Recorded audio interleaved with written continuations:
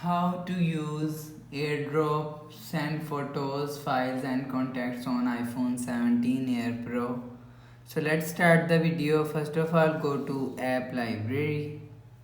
Now here click on search app library and search photos app. You will see click on photos app. Now here click on click on folder. So just click on library and select photo and click on this icon.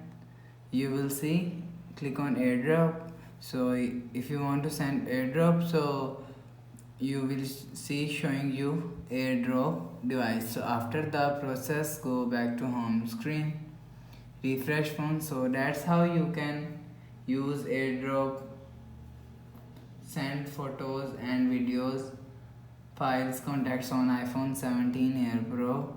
So if you like the video, please subscribe. Thanks for watching.